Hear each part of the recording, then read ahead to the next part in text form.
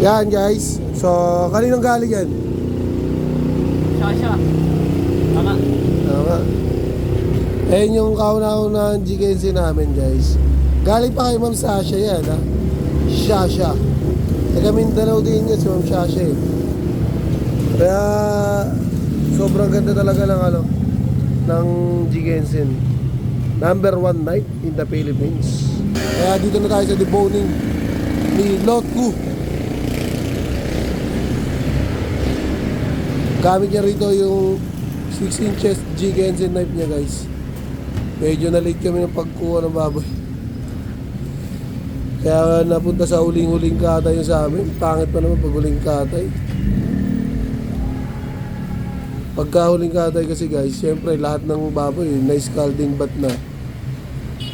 Huling-huli na yung sa'yo dun.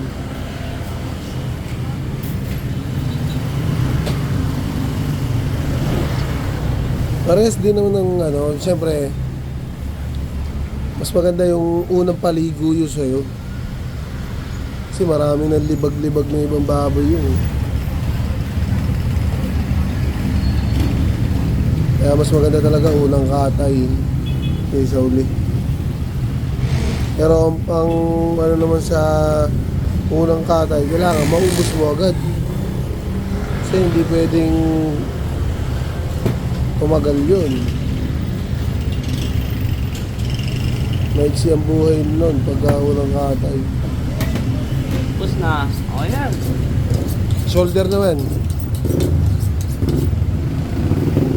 Tapos mamaya gagawa ng order to si Kulot. Panoorin naman natin yung paggawa niya ng order ni Ninang. Spear ribs. Spear ribs.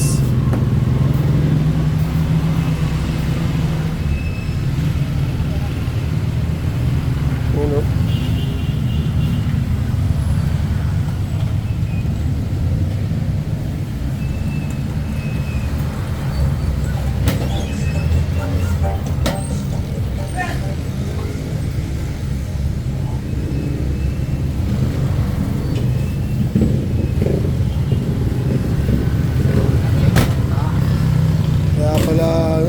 Bisaklat eh. Bisaklat, maraming oh. Magal lang. Mabilis na pagkakalas. Papanoorin namin yung mabilis na pagkakalas mo. Pagdedeboning. Ngayon nga lang nilabas yung yan guys. Ngayon nga lang nilabas yung knife na yan. Kasi marami kaming yung knife na ginagamit naman dito. Kaya ngayon niya na lang ulit na ilabas yung knife na yan. Sabi ko sa kanya kasi labas niya yung knife niya para nagagamit niya eh.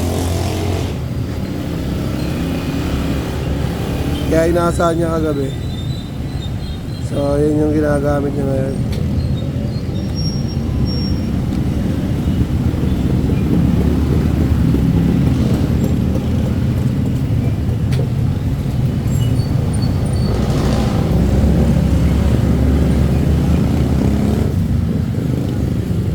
Mabilis na lang yung pagtatanggal ng shoulder blade yung Kulot ngayon.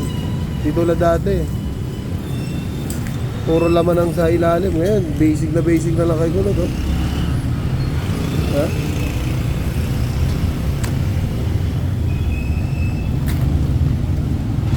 Basic na basic. Sana kuha nyo yung diskarte doon guys. Ayan, order sa atin ni Mama Sian ha. Yan guys, kasi kahapon ginawa ko yung diskarte ni Papa Tomer, diba? So may nakapanood sa atin na customer natin, suki natin. Shoutout kay Ma'am Mose Vlog. Yan. Order niya daw ni Ma'am Mose ito. Dahil nakita niya nga yung ginawa natin slice.